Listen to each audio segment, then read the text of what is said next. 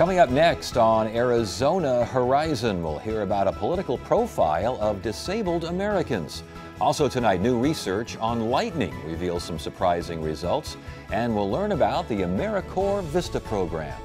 That's next on Arizona Horizon. Arizona Horizon is made possible by contributions from the Friends of Arizona PBS, members of your PBS station. Thank you. Good evening and welcome to Arizona Horizon. I'm Ted Simons. Democrats are stepping up Hillary Clinton's presidential campaign in Arizona. This week alone, First Lady Michelle Obama is scheduled to appear in Phoenix on Thursday afternoon. Clinton's daughter Chelsea will visit ASU in Tempe on Wednesday, and Bernie Sanders will be in Tucson and Flagstaff tomorrow. The push comes as polls show that the presidential race in Arizona could be a toss-up. President Obama today announced that graduation rates have reached an all-time high. That's in spite of education cuts. There are still too many states that are cutting back on public education. And part of the reason tuition's going up is because states aren't putting as much money into state education, universities, community colleges as they used to. The nation had a graduation rate of 83% for the 2014-2015 school year, a jump of over 4% in 4 years. That was the first time, by the way, that all states used the same yardstick to measure graduation rates. The latest graduation rate for Arizona, 77.4%. And also of note, nationwide, Hispanic students saw a nearly 7% increase in graduation rates to nearly 78%. And a new survey was released today that measures Arizona's top priorities. Rocky Mountain poll by the Behavior Research Center listed those priorities based on a scale of 1 to 10, with 10 being the highest. Improving the economy, improving K-12 education, protecting the U.S. from terrorism, reducing the national debt, and more funding for wounded warriors made up the top 5. Now, the bottom 5 priorities include tax breaks to homeowners who convert to alternative energy, registering military-style weapons with police, deporting all Muslims that the government believes may be terrorists, increased drilling for oil and gas, and the bottom priority for Arizonans, building and manning a wall along the southern border. A new report from the Pew Research Center details the political engagement of Americans with disabilities. They make up 70% of the electorate. Joining us now is Amina Kruk, Vice President of Advocacy for Ability 360. Welcome to Arizona Horizon. Good to have you here. Thank you. Good to be here. A political profile of disabled Americans. What are we talking about here? Well, surprisingly, it doesn't look that different from the political profile of the rest of the Americans. There was a study done, and it was people who self-identified as disabled, either a sensory or a physical or mental disability, and they were registered to the Democratic Party or the Republican Party at a very close rate as the non-disabled group.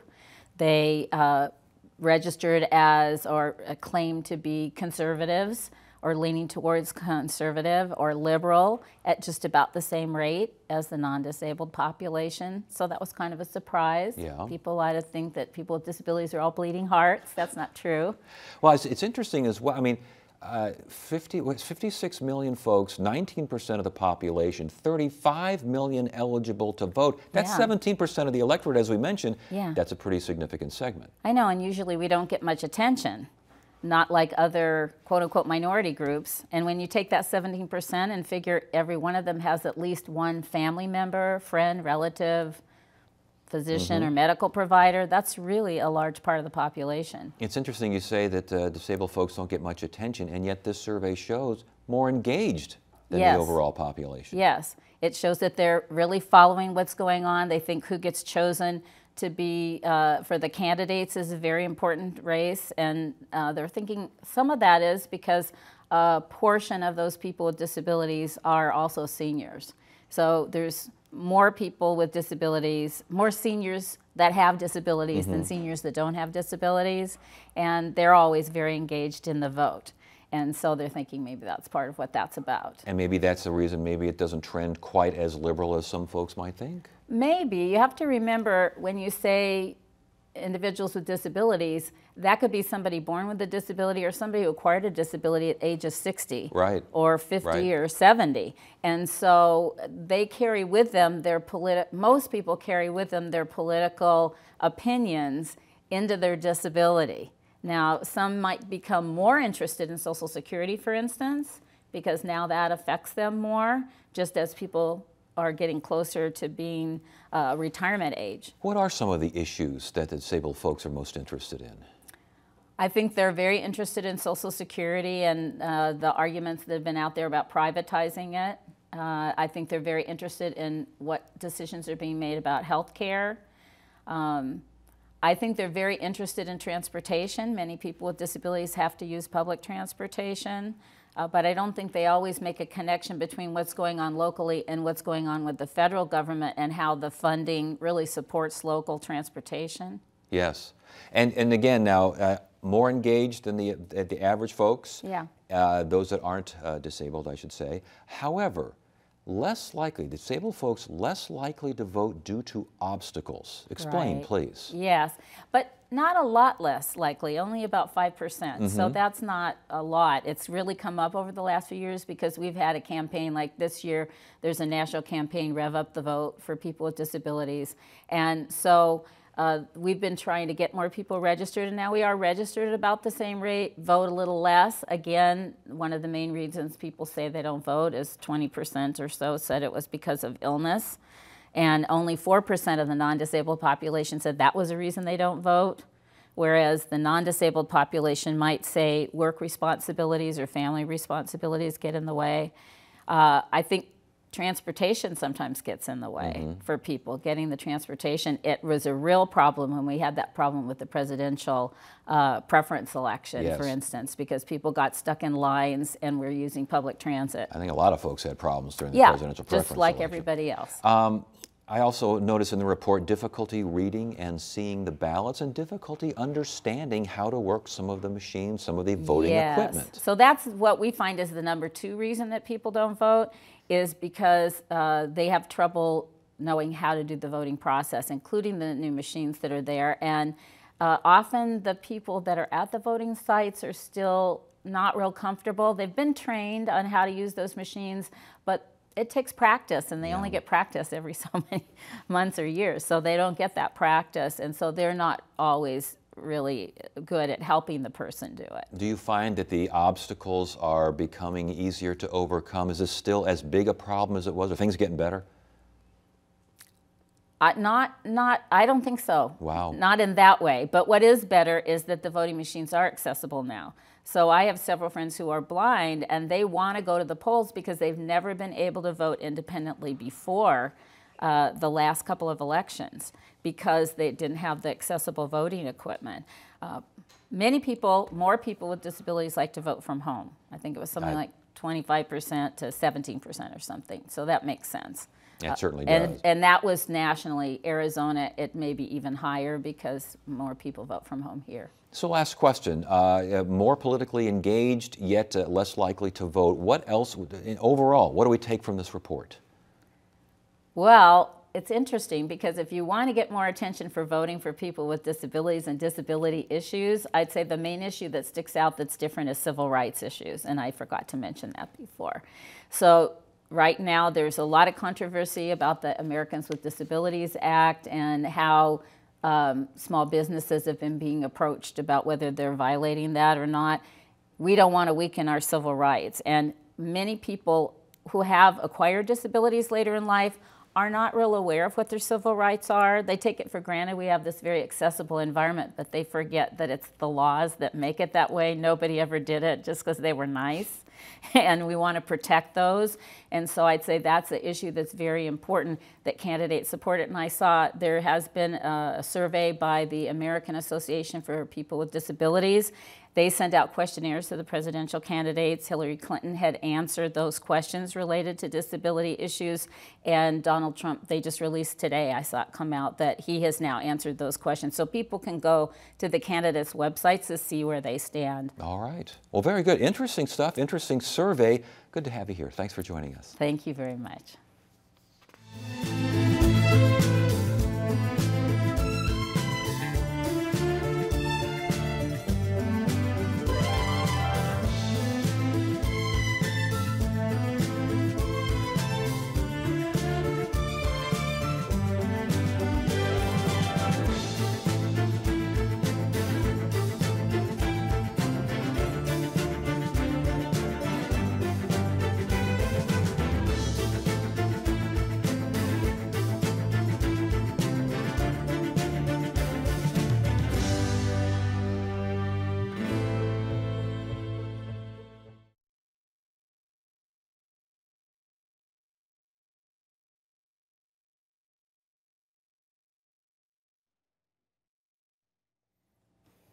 Advances in technology are helping weather researchers learn interesting new information about lightning.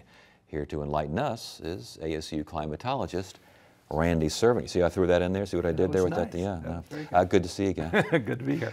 New research on, there's still stuff about lightning we don't know. Actually, there's lots of stuff that we don't know about. I mean, just within the last 20 or 30 years, we've discovered 3 entirely new types of lightning that occur above a thunderstorm. So this is one of the areas of meteorology that I have fun with because it's stuff that's brand new. So let's talk about the new research. Does it mean new equipment, new ways of measurement? What's going on out there? Well, what we have done is we've established extremes. We've established official extremes for different places around the world, the hottest temperatures, the coldest temperatures. Well, the technology on lightning has now improved to the point that we could put in extremes of lightning. We could determine what is the longest lightning flash that we've ever seen and what in terms of distance and also in terms of duration. And I want to get to those in a second because those are pretty impressive numbers, but this kind of information was unheard of just a few years ago. Yeah, it's a fairly new technology. It's based off of the kind of displays that people will see on their television. If you notice that when they're giving the weather report, they'll show lightning occurrences around the state. Well, what we have done is we've kind of put that kind of technology on steroids so that we can very accurately determine exactly where a lightning flash starts and where it ends. Wow, that is kind of, I mean, and that's just because of more sensitive equipment? Sensitive, and we've got more equipment than what we had before. I got you. You need to have several of these sensors, at least 9, set around. All right, I want to get again to these record breakers here because they're kind of mind-bending. But before we get there, what is lightning?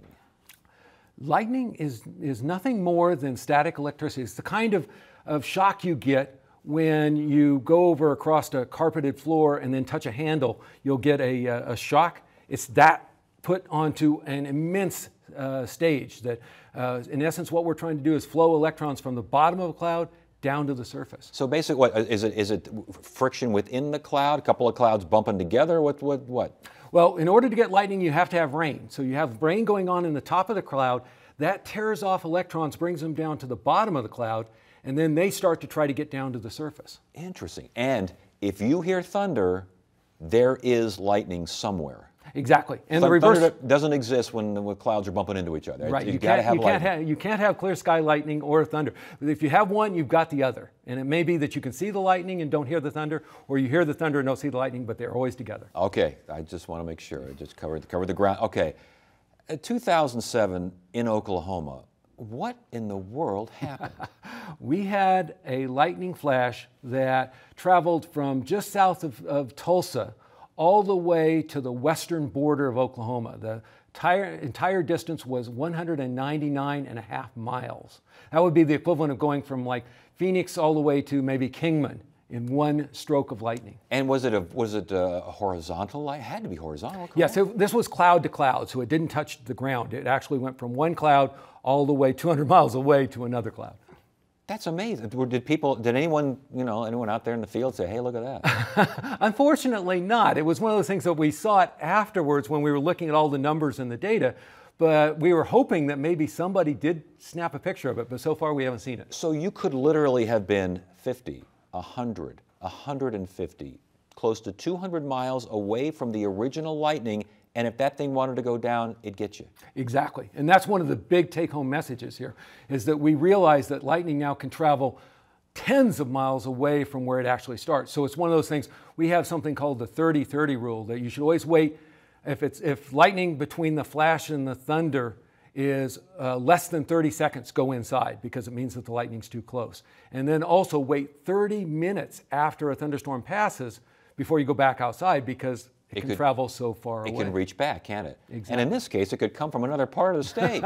Exactly. Okay, so that's a little difficult, honestly. It's just amazing. Now, as far as duration, because we see lightning, and anyone who's tried to take a photograph of lightning knows it's pretty quick. Yeah. It's very. Something in France, how long did this lightning last? Well, most lightning lasts, we measure it in milliseconds. So most lightning lasts much less than a second. But in the case of this lightning flash that occurred in southern France, it lasted 7.7 seconds as in a continuous lightning flash. So it was, again, traveled not as far as the Oklahoma because it double backed on itself, but it was actually a single lightning strike that lasted for over 7 seconds. Did it ever find the ground? No, this again was a cloud-to-cloud type of situation. Because, I mean, that would be outrageous. I mean, we see lightning strikes when they hit the ground, and it seems like they're just staying there forever, and obviously they're not. It's about 7 seconds of a lightning strike. That's amazing. Exactly. And it points out again, too, here in Arizona, we have some of the best lightning photographers in the entire world, and it gives you an idea of what kind of danger they're actually putting themselves in when they're getting those great lightning shots. I was going to ask you about Arizona. It seems like we have more lightning here than in other places, especially the southern and southeastern parts of the state. Is that correct? Well, during the monsoon. Now, right. The lightning capital of the United States, for example, is Florida. They get lightning pretty consistently throughout the summer months.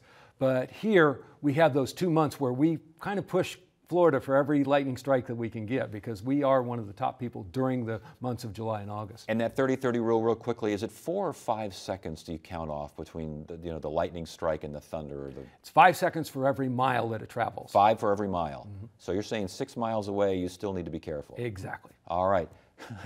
Good stuff. Thanks for coming in. We appreciate it. My pleasure.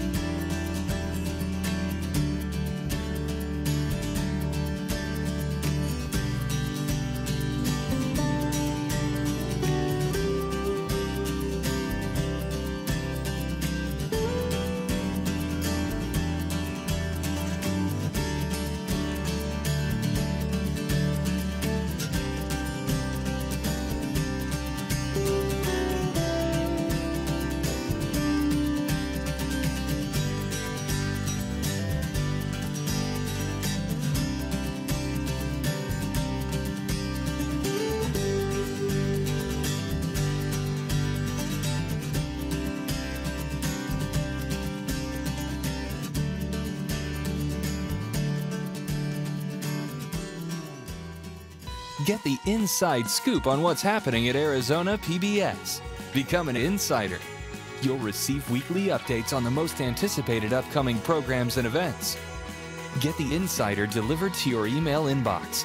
Visit azpbs.org to sign up today.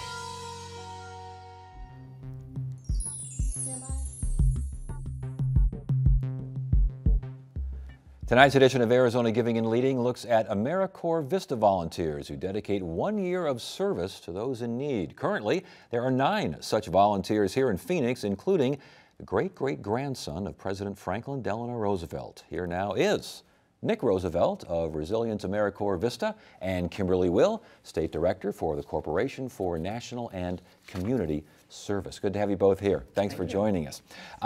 Give me a better definition now. What is AmeriCorps Vista? Well, we serve in the communities for 1 year. Our main goal is alleviating poverty, but our goal with Resilience is enhancing resilience in poverty zones. And how so? How? It really depends on the area that we're working in. It could be working with heat islands, it could be working with flooding, so it could be working with enhancing access to fruits and vegetables. So it's been a real mix, especially in Phoenix. And the goal is basically just help get people out of poverty, is that? Yeah, so to give you a little bit more context, Lyndon Johnson created VISTA back in 1964 as part of the War on Poverty package. VISTA is actually VISTA, it's volunteer in service to America. Mm-hmm. And then that was kind of incorporated into the Corporation for National and Community Service, which was created by President Clinton in '93.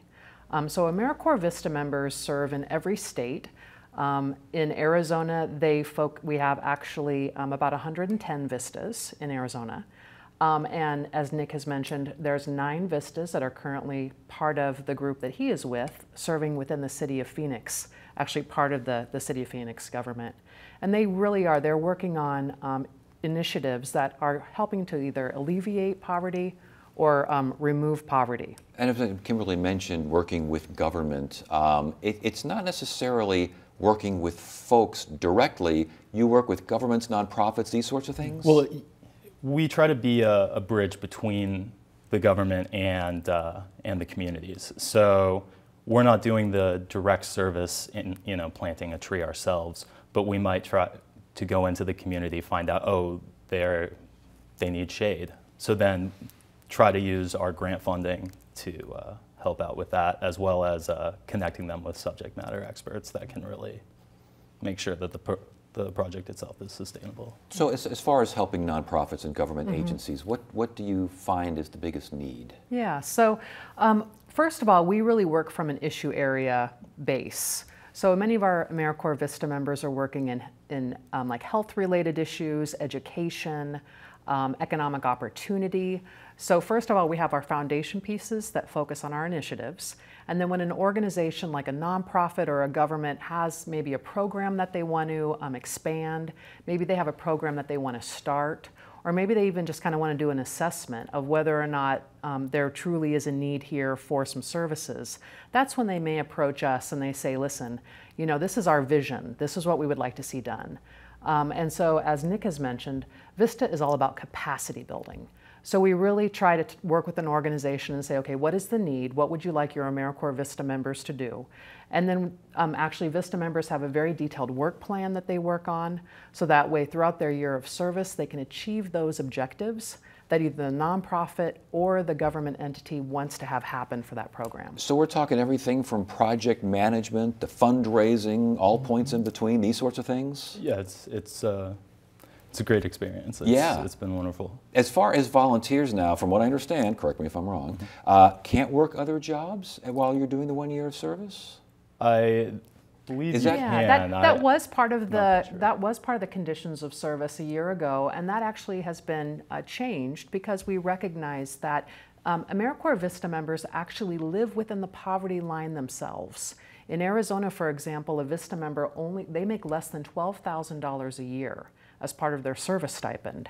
So to support individuals to remain in service, they are given the opportunity now of doing some outside employment. Okay, I saw that and I thought, that's amazing. Yeah. I saw the stipend, health benefits are there as well, but still, I mean, it kind of makes you focus on what you're doing, doesn't it? Absolutely. For you, where were you born and raised? I was born in Los Angeles. Okay, do you know much about Arizona before you came out here? No, I didn't. No. So what are you seeing out there? What are you experiencing? Well, obviously heat is the main issue that we've been working on, but working in the government's been great, and I think Phoenix is really lucky to have a very proactive, very organized city government that's really open to working with us when we come to them with ideas that might not be the norm for how they normally do things. So we've gotten a lot of help from Mayor Stanton and City Manager Ed Zerker, so they've been really, really there for us.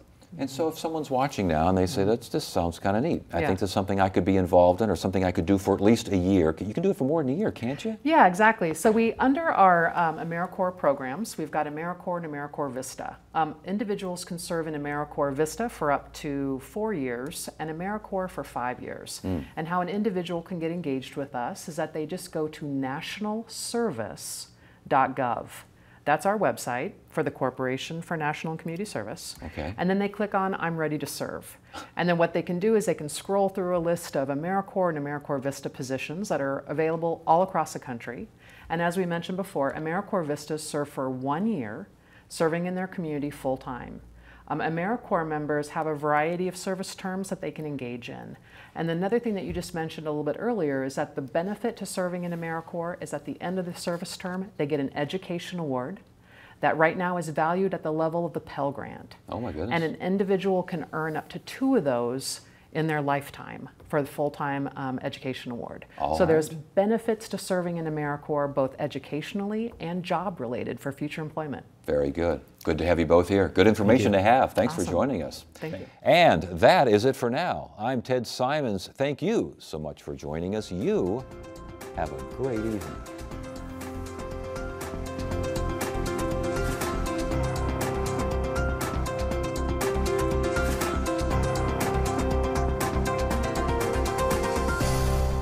Arizona Horizon is made possible by contributions from the Friends of Arizona PBS, members of your PBS station. Thank you. Virginia G. Piper Charitable Trust. Committed to changing lives and strengthening community through investments in nonprofits and strategic initiatives. More information at pipertrust.org.